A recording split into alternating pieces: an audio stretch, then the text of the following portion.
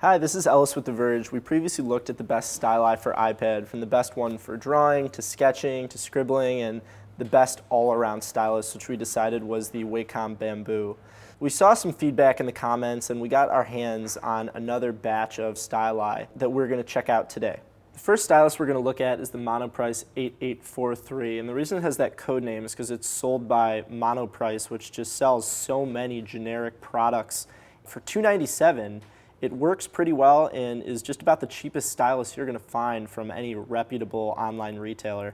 So the tip is pretty good. It's ultra light and kind of feels like junk, but for $3, you're not going to find anything better from any retailers that you're familiar with. Next up is the Pogo Sketch Plus from 10-1. We actually mistakenly reviewed the Pogo Sketch last time thinking it was the Plus. It was shipped to us as the Plus, and for good reason. They look exactly the same, except the Pogo Sketch Plus has an aerated tip on the end, which is supposed to be more precise than the pretty dumb conductive foam tip, which is squishy and just not very durable at all. So besides that, they're both kind of old-looking retro styli, and I don't like that very much because they're thin, they kind of feel junky, and the Pogo Sketch Plus isn't particularly precise either. For $14.95, the Pogo Sketch Plus isn't a particularly great deal, and we definitely recommend the Cregle, which is about the same price. Next up is the Pogo Sketch Pro, and while some people swear by this thing, we just had a horrible experience with it. It's the older brother of the Pogo Sketch Plus,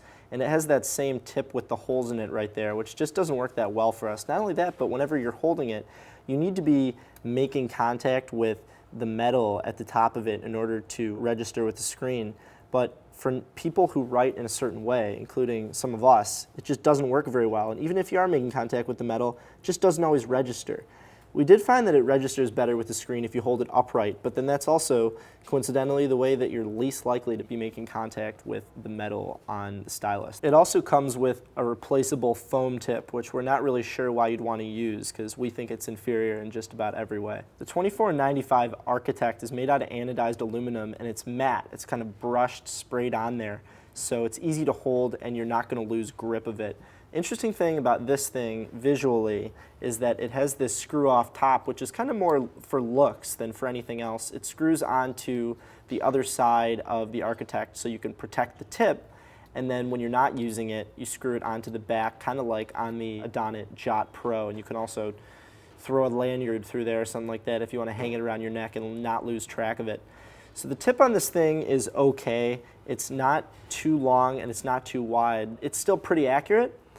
But the thing is, it kind of grips the screen. It doesn't glide across it as effortlessly as some of the other styli.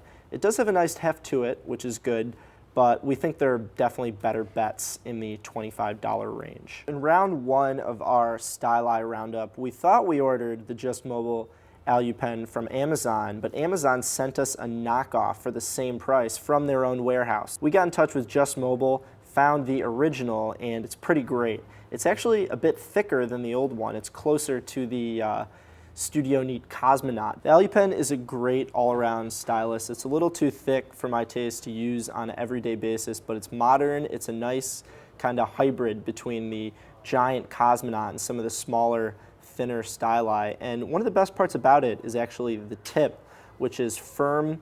It's not too wide, and it actually is very conductive with the screen, so you'll get instant responses when you're using it on your iPad. The AluPen is a great deal for $24.95. It's really a quality piece of craftsmanship. Next up is the Just Mobile AluPen Pro, which is really interesting. It's just like the AluPen, but it's a lot thinner. It's more like a pencil in waistline.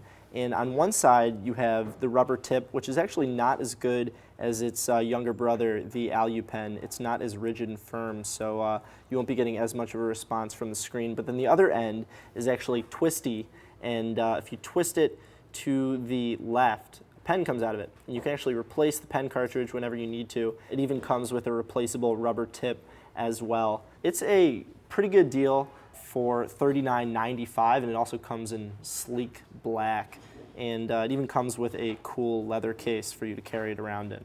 The Maglus from design firm Applydea is a great new entry that brings together some of the best features from other styli into one product. So the first thing you'll notice is that two sides of it are flat. It's kind of shaped like a carpenter's pencil, and you wonder why originally, but then you think about the name, Maglus, and it's magnetic. So it sticks like the Untitled Chapter Pro to the side of your iPad. So that's the first cool feature, and it's flat, which means it stays put, unlike the Untitled Chapter Pro, which is cylindrical.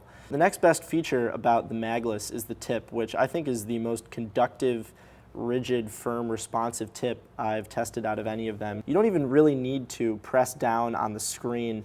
It just kind of, it's like ink flowing out of a pen, and part of that is because the Maglus is hefty. It's not heavy, but it's heavy enough that it makes a mark on the screen without you having to push down like some of the other ones like the Pogo. The only thing I don't like about the Maglus is that depending on how you hold the pen, it might be pretty uncomfortable for you given it has those two flat sides.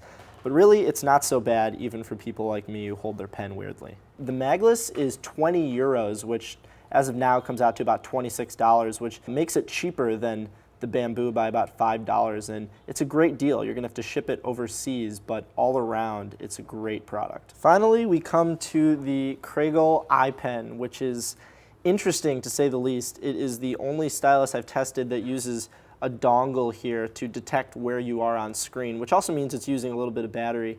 But does that mean that it's more accurate?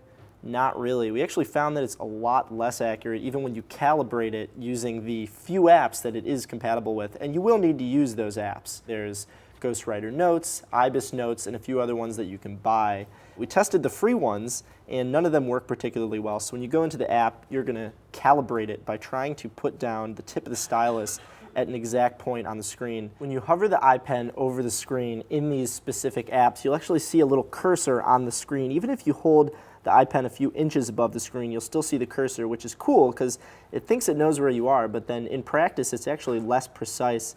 You have to press down on the screen using the iPen, which you can feel a little click. I'll be honest with you, I think it actually scratches the screen because it's just a little thin piece of plastic you're rubbing on your screen, and it's going to cost you $90. So while some people really like this thing, I had a really bad experience using it. This goes without saying that it uses batteries, you have to carry around the dongle with you, and it only uses a few specific apps. And not only that, but the tip looks like the Death Star's power reactor, which I don't like, and it even cracked right there a little bit. So I think this is a definite skip. Out of this batch, I think the two best are the Adjustable AluPen and the Maglus from Applydea. So they're both hefty aluminum styli with great tips, but I think the Maglus's tip is just a bit better. Not only that, but it's magnetic, it's heftier, and I just like the way it looks. You really can't go wrong with either of these though.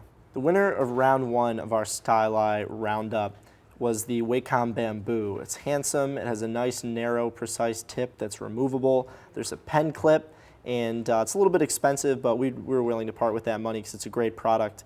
But I think the Maglus is better.